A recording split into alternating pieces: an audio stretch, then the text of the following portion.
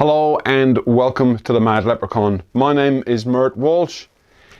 Last year I took a tour of Spain and France, learned a few hints and tips along the way, thought I'd share them with you. So if that's something that interests you, please stick around and stay tuned until after the intro.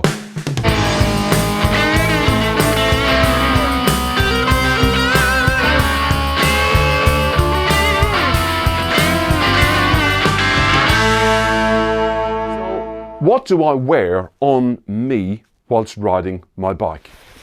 I have a textile jacket custom made for me, link in description. Hideout leather made this jacket, and that pair of textile trousers for me.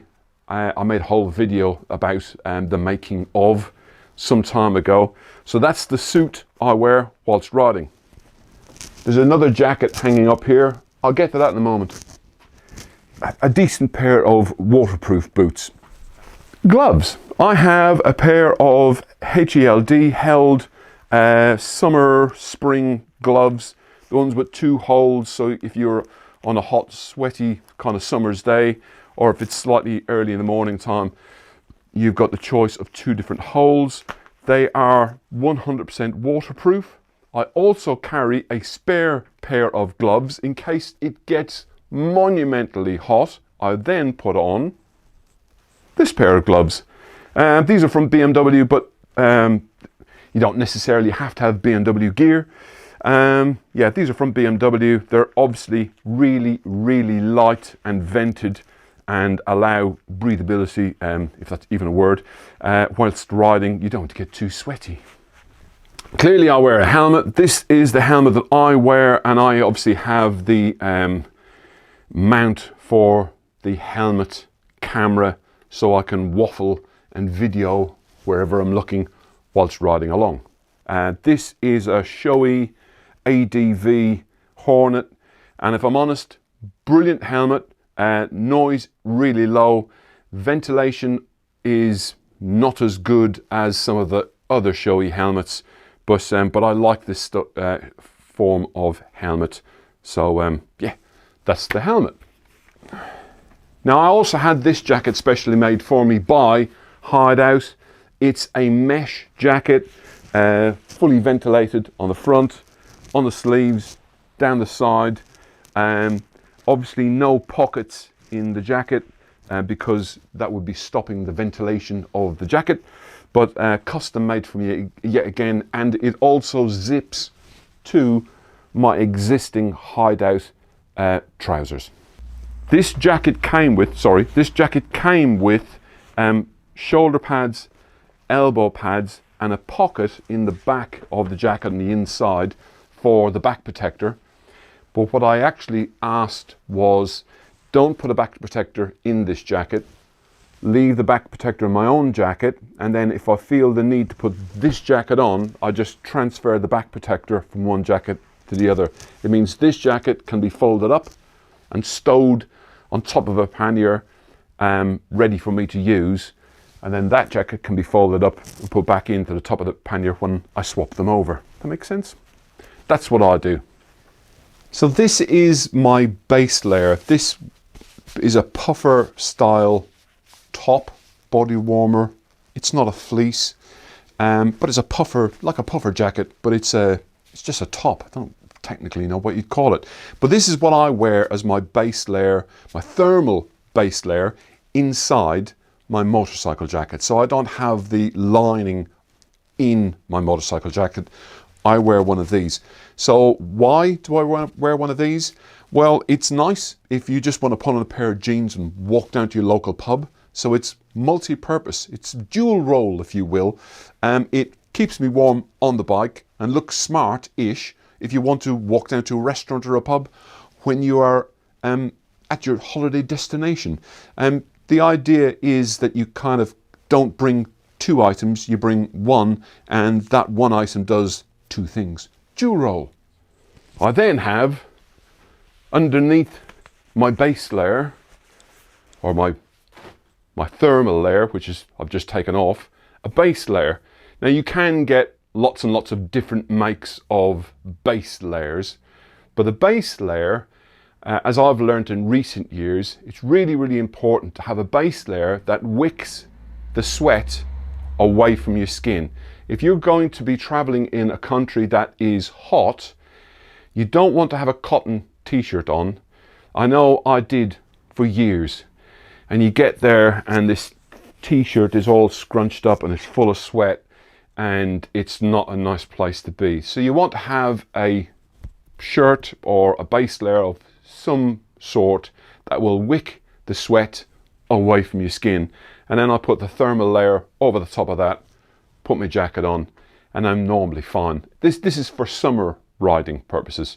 It's easy then, if I do want to take the thermal layer off, just have this on inside the jacket, okay? Whilst we're on the topic of wicking the sweat away from your skin, if you're going to go to the trouble of having a base layer on the top that wicks the sweat away from your skin, you have to have a base layer on your lower region. Don't worry, I'm not going to show you my undercrackers. Well, I am. These are made of bamboo. There's lots of different manufacturers out there, and a friend of mine called Russ, who's just a general good egg and a non-biker, but he was talking to me before I went on holidays, and I said, bit concerned I might get a bit sweaty, you know, down below whilst riding. And he said, bamboo underpants. Go with bamboo underpants. So that's what I did, and I can highly, highly recommend them. A waterproof. Hideout textile suits are water resistant, quite water resistant up to a certain level. But if you're riding in persistent rain all day long, they will fail. Kate will tell you that. That's the nature of the beast. I love the suit, and I wouldn't change it. So I'm happy that's to go along with that. Okay, so I have a onesie waterproof, and if it just gets too much, I pull over and I put my onesie waterproof on. I have a body belt because I've got an injury to my lower back, so I put this on around my midriff, and that keeps me lower back supported, my lumbar region supported, and also my tummy and my kidneys. We're nearly there. Last but not least, for those of you who have watched my videos, you will probably see a pipe coming over my shoulder, and it's because I've got a backpack on my back, this one, that's got a little bladder on the inside of it that I fill full of water. It's a Camelback. I have used other ones, but this is an actual Camelback, and they're not that expensive, but I highly recommend it. Highly recommend wearing one. You don't need to be riding across the Sahara, and you don't need to be riding in the Paris-Dakar for that matter, to use one of these. I have ridden long distance, and I mean long distances, and the first thing one of your friends will say when you get there is, beer? And you'll have a beer, and because you haven't taken on enough fluids in your daily ride, you'll get drunk quite quickly. Because we obviously do sweat a bit whilst riding, I highly, highly recommend a Camelback. And not just to save you from getting drunk on the first beer. So that basically wraps up all of the equipment I wear on me whilst riding and touring. Nearly forgot. Got to the end of that piece, and I nearly forgot an essential piece of equipment that's been hanging up on my motorcycle all of that time. A buff. I always wear one, and I always keep a spare one in case it hacks it down with rain. Obviously the buff is going to get wet around this area and possibly around the back of the neck, and it's just nice to swap them out. The other one will dry off and you can wear. Highly recommend wearing one. Why? Because it keeps the wind out, obviously, but also keeps an amount of sun off the back of your neck. I rode to Ireland once before buffs were even a thing, and I've been on the motorbike for quite some time. It's a bit of a sporty bike, and yeah, got really, really, really badly burnt across the back of my neck. As I understand it, buffs will not keep the sun all of the sun's rays out, but it will block an amount of the sun, so a bit of sunscreen on there, and honestly a little bit of sunscreen on your face. Highly recommend it. Okay, that is definitely the end of this section. Hopefully you're still with me and you haven't fallen asleep. I'm going to talk about what clothing I pack and why I pack as much or as little as I do whilst touring. Now, I'm not going to pack just for the sake of this video, so I'm going to read from a list just so I don't forget anything, and then I'll explain why I put the things that I normally put in my pannier. Right, I have 4 t-shirts in total, not in the world, just in my pannier. But one t-shirt I'll put on sometimes if I'm riding downtown, and the other 3 will be spares. But 4 t-shirts, proper t-shirts in total. 4 pairs of pants, 1 clearly on, the bamboo ones I mentioned earlier, and 3 spare. 3 pairs of socks, 1 on, 2 in. You get the idea. Baseball cap or a woolly hat like this one, whatever you prefer. 1 pair of dragon jeans. Dragon jeans? What's a pair of dragon jeans? So these are good for riding on a motorcycle. A lot of guys who ride like custom or retro styled motorbikes will wear these. I don't feel comfortable in them for long journeys, but if I'm riding just from my digs and going into town, I'm gonna get off my motorbike, park it and wander around town. I don't really want to be wearing all of that kit. But so these look nice enough to go down to a restaurant or a pub, but safe enough to wear, in my mind, for short journeys down to a local town for a touristy wander around bit, multi-purpose, you see. So that's what I would use. Dragon jeans. Back to the list. A pair of waterproof walking boots. Now I prefer boots because I'm 6'5", and in years gone by, I literally couldn't get a pair of jeans that reached my ankle. So the way to bridge the gap was I used to wear trainer boots. Now I can now get jeans, thankfully, that fit, but I still prefer to wear trainer boots. If I was to bring a pair of trainers, they would actually take up less room. So that's worth thinking about. But I still prefer a pair of waterproof trainer boots, and so that's what I bring. A light waterproof jacket. I wouldn't want to wander around yet again. You're walking from your campsite or your digs and you want to go down to the local pub or restaurant. I don't want to be wearing my motorcycle jacket. I can, however, wear this and my puffer style jacket, top, whatever you like to call it, and a t-shirt, and that'll keep me nice and warm, layer up, and yet again, multi-purpose. A wash kit. My hands aren't huge. The wash kit is very small.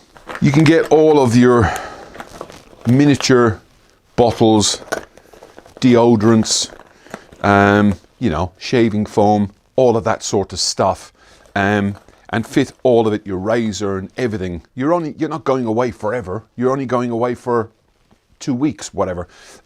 You only need a small wash kit, and the smaller you make it, the less stuff you'll put into it.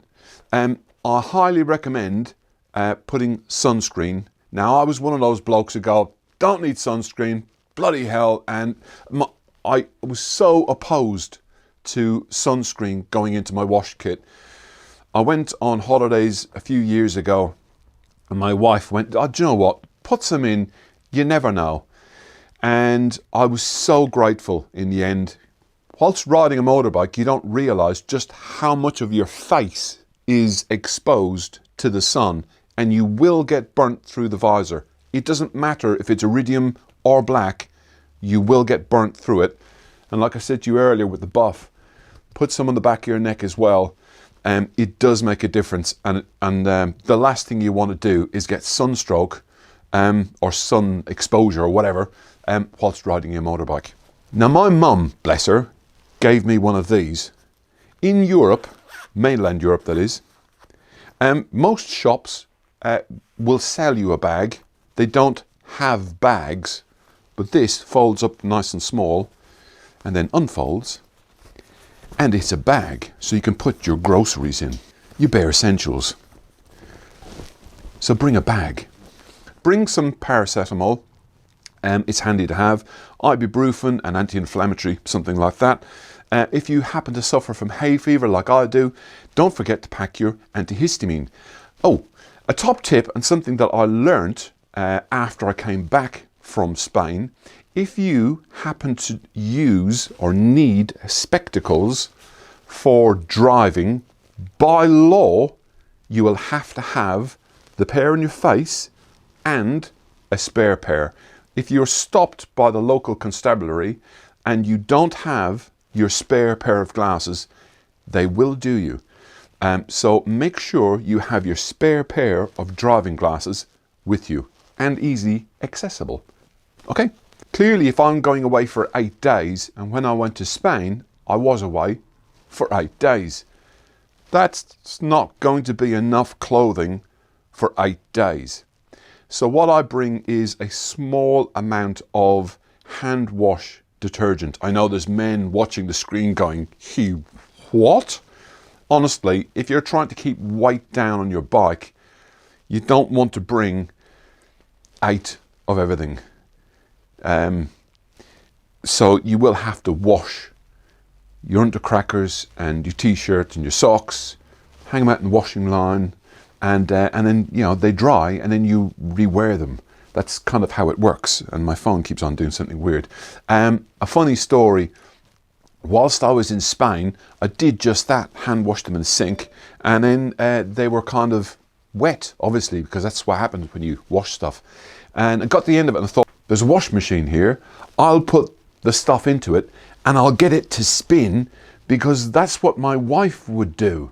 Unfortunately, after putting all of the clothing into the washing machine, I then realized that all of the washing machine instruction was in Spanish. So I didn't know what the Spanish word for spin was. Anyway, that's what I did. End result was I did manage to get the washing machine to spin. Out on the line, next morning, I was ready to go for another 4 days.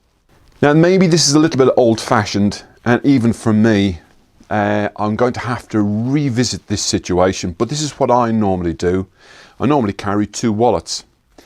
This wallet has all of my cards, driver's license. This wallet will also have an amount of money and nothing else. So I kind of budget myself, and that's basically what the second wallet was for. But also, if you lose it, drop it, or if it's stolen, it's highly unlikely, but if it does happen to go missing, it's not the end of the world. It's not the end of the world if you lose it. Whilst I was in France last year, I went into the wrong péage on the motorway to pay my toll. And they said, you need a credit card. I didn't have a credit card, and my debit card, like I just said, was buried somewhere in my packing in my normal wallet, which was a faff. But like Bandit Man UK, Richard, said, well, I'll just do it all on my credit card. And I went, okay, well, maybe I should as well.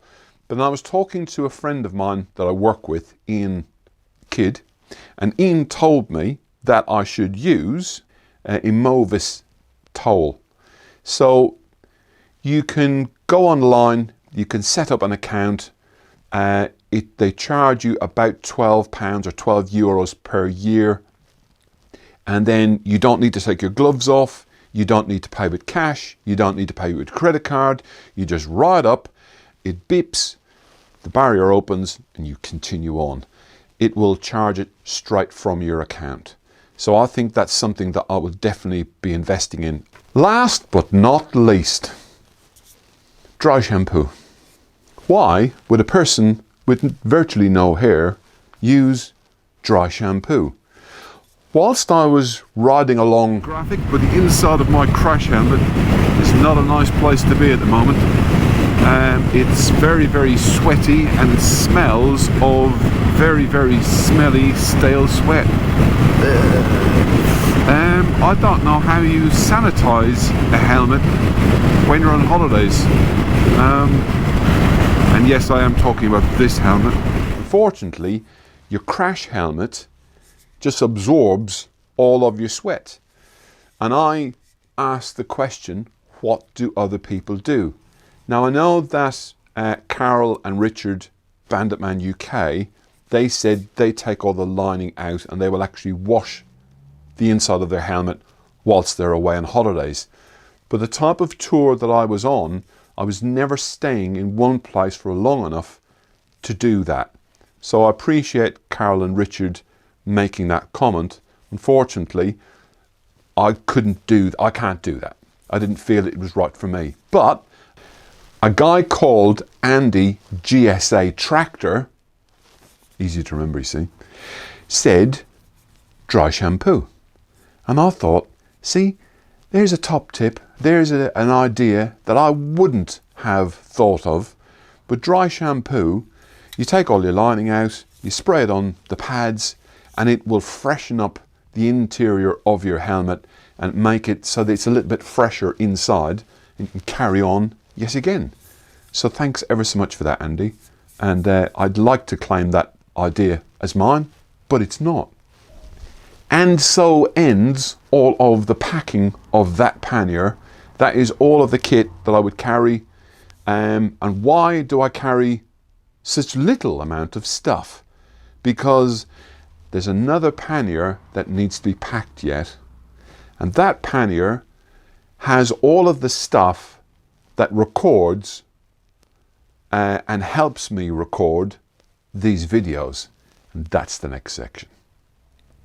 Okay, so what equipment do I need to bring with me to be able to create videos like this? So at the end of each day, you can't just kick off and go, right, that's it, down the pub. What we need to do at the end of the day is download all of the footage from the various different cameras that I've shot footage on. Clearly I have a helmet, and the helmet has a camera, a GoPro Hero 11. I found this one to be quite a good camera so far. I'm not going to go into too much detail about the different cameras. If people make comments in the comment section below and they want me to go deeper into the technical details of cameras, then I will, albeit I'm not overly technically adversed on cameras. So I'm probably not the best person to do that. Anyhow, I digress. Sorry, so I have a camera on my helmet. I have what I call my dash cam. It's a Hero 5 session, and it goes on my handlebars. I'm going to stick a photograph in now. That's two cameras. My third camera of choice is my phone. So if I happen to do a little piece to camera, just waffle the camera for a moment, I'll use my phone, to do that. If I happen to take some snaps, obviously photographs, they're all captured on my phone. So that's three cameras. My fourth camera is my drone. So if I happen to pull up in a beautiful picturesque place and I think clearly I'm not quite high enough at 6'5", I need to be even higher and capture like a panoramic shot, nice little shot with the drone from above, I'll use my little drone. But find out the legalities of where you can and can't fly a drone in various different parts of Europe. I'm going to fly this hopefully in the Netherlands later on this year, and I've got a few hoops to jump through to be able to get the shot that I want. I have to apply in Dutch. Oh, the camera that is pointing at me right now is a Sony. Most people probably wouldn't want to carry all of the kit that I've just mentioned, but this is my hobby. It's kind of, this is what I kind of do. So I would carry all of these, but I'm just letting you know what I carry. So why, if I'm going on holidays, if I've got one on my helmet, one on my dash, got the drone, got my phone, why would I want a camera like that one? Reason is, and I've heard other people who do a similar thing like I do say, I can see it, it's over there, but the camera I'm holding in my hand probably can't see it. Trust me, I can see it. If I'm honest, I don't actually see the point in telling your audience, I can see something, you can't see it. If you're going to go to the trouble of saying, I find something of interest over there, do you fancy having a look at it with me? Then I need that camera there to be able to zoom in and look at the object that I'm talking about. At least that's how I feel about it.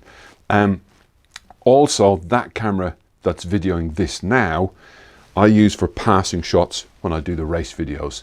So yeah, so that's camera number 5. So when you get to your digs, your hotel, whatever it is at the end of your day, you're going to need to take all of that footage and file it.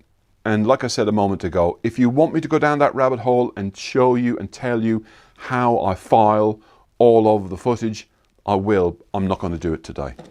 You will need one of these, and this is a MacBook Pro.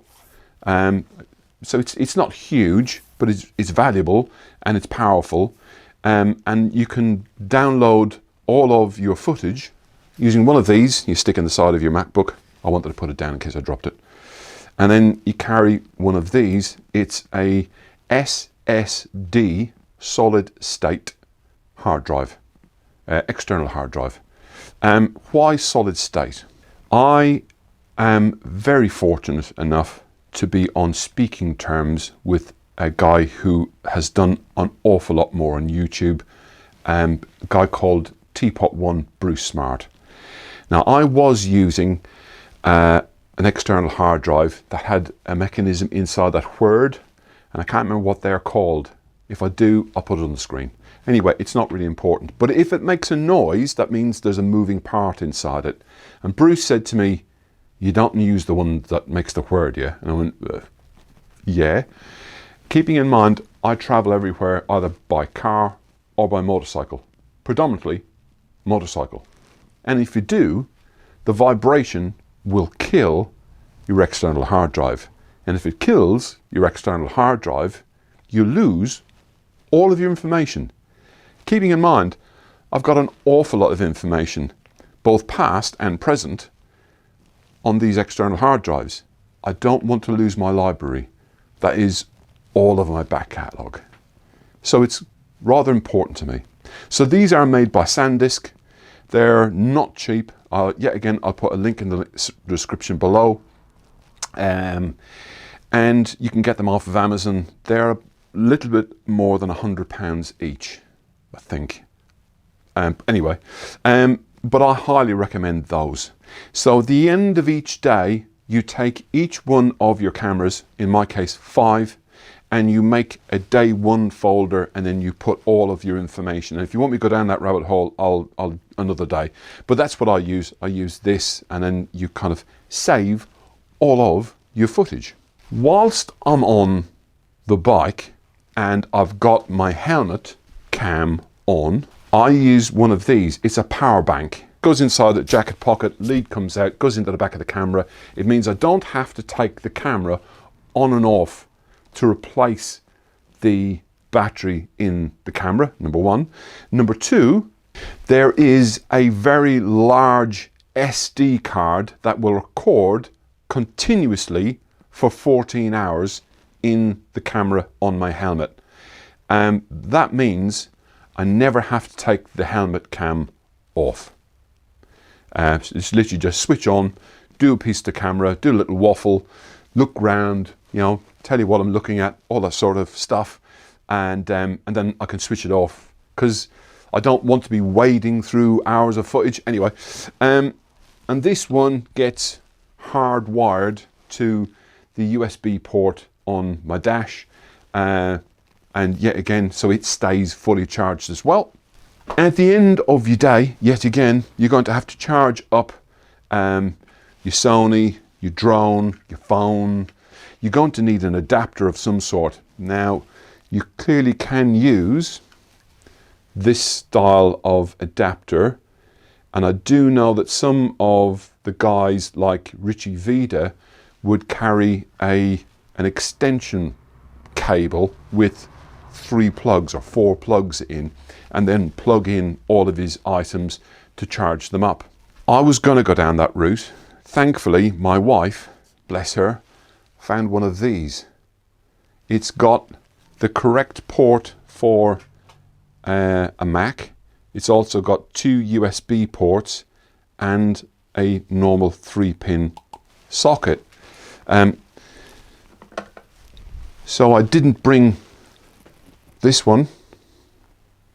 I brought that one, and I didn't bring the extension lead either, and I didn't feel like I needed. You just need lots of USB cables, and in my case mostly USB-C, except for my phone, which is obviously an Apple, but now even they have transferred to USB-C, and most of the other bits and pieces that I showed you are all USB-C. There's one more item I wanted to show you, and that's what I carry in my tank bag, and then I'm kind of done. Right, what goes in my tank bag? I've heard other people say, I'll keep my passport and my wallet in there. No, I never, ever, ever leave my passport and my wallet anywhere except in a pocket on me. So it never, ever, ever goes in your tank bag. However, my AA membership goes in my tank bag. A visor cleaning kit goes in my tank bag. A Faraday wallet, I think that's what you call them. Basically, if you have a keyless key that can be read, you put it inside those, into this little wallet, and then it can't be read because it's protected by the little Faraday wallet. A couple of quid, you can get them on Amazon or other places. That's the pin for my road lock, for my locking system from the front wheel. A Swiss Army knife. Ear defenders to stop me going deaf. A bicycle lock. Most motorcycles don't have a helmet lock anymore. So if you're on a ferry or whatever and you want to put your helmet down and go off for a period of time, you want your helmet to be there when you come back. Hence, a bicycle lock. John, I can't remember John's second name, but it was John who gave me that top tip. And the cover for my sat nav, because clearly you're going to take that off and put it in its pocket. That's it. If you've liked this video, please leave a thumbs up. If you haven't liked this video for any particular reason whatsoever, please feel free to leave a thumbs down. Please leave a like, a subscribe, and by the way, subscription is totally free. And leave a comment in the comment section below. Ding dong the notification bell, and that way I shall see you in the next one. Until next time, people, take care of yourself. Bye bye. And oh, by the way, if you have any other tips, tricks, or helpful bits, please leave them in the comment section below, and hopefully other people who have seen this video will read your comment and benefit from your comment. Thanks ever so much.